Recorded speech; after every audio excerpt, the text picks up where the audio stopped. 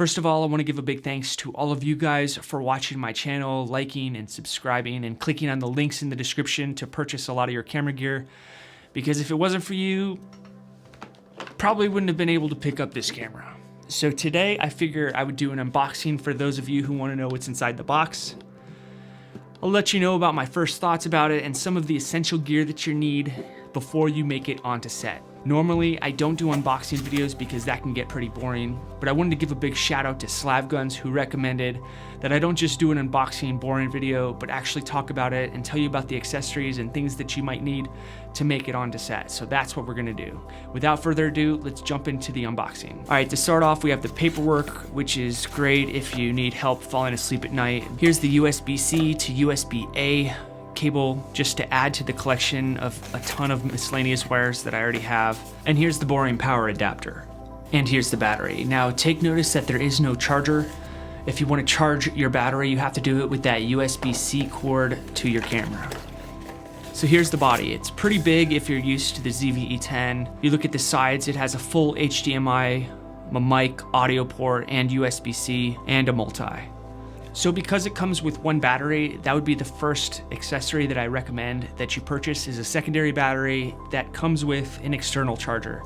I'll leave one in the description that I've purchased in the past and it seemed to work. Now, when you are searching and shopping for batteries, don't get off-brand batteries, or you can if you want. I have in the past, but every single time I put it into my camera, it gives me a weird error message, and I've heard that it actually voids the warranty to your camera. So buy off-brand batteries for cheaper, but you might risk losing the warranty.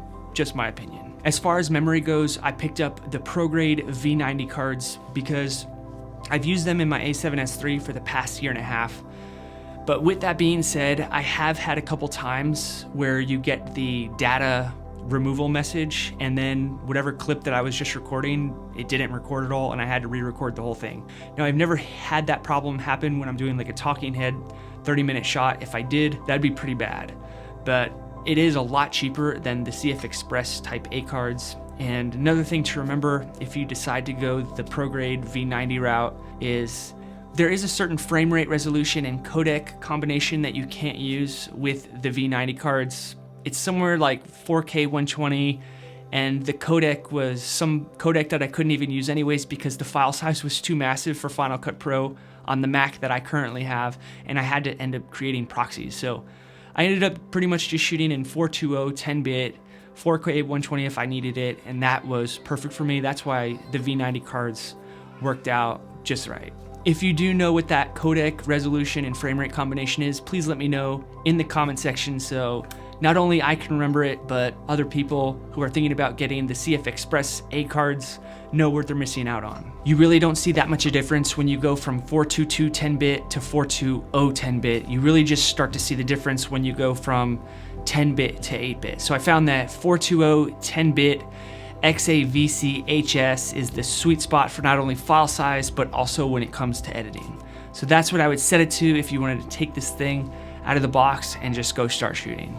Now, if you wanted to take your camera and just go start shooting, then I would turn the picture profile to S-Cinetone because that's gonna give you the realist to life colors. Just be aware if you do that, your colors will be baked into your footage. If you wanna get the most dynamic range with a couple more steps in post-production as far as color grading or maybe adding a LUT, then I would shoot in S-Log3 and I'd make sure to have my ISO either set to 800 or 2500. That's the dual base ISO out of the FX30. And if you set your ISO to 800 and you still have too much light coming in and you don't wanna compromise your shutter speed or aperture, then I would throw an ND on the end of your lens.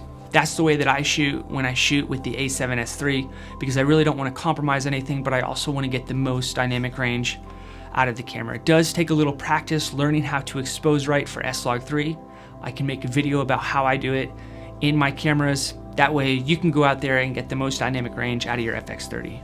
Also, if you do have LUTs, then you can import them into the FX30 to either view or bake them in, which I would really never recommend. I would just view my LUTs to see what they look like on this camera, and then once I get into post-production, that's where I would add LUT. That way I can tweak it a little bit in case my white balance might be off or I exposed wrong, and then I'm not dealing with baked in colors. Now, if you're someone like me who likes to rig out your cameras, then I'd recommend picking up a cage. This is the tilted cage that they make for the FX3.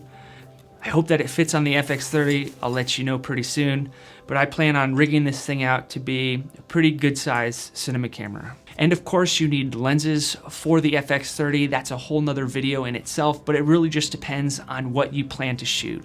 Let me know in the comment section what videos you would like for me to make about and with the FX30 so that I can do that for you, because you guys have done so much for me. I'm Joe with the Film Alliance, and until the next video, have a nice week.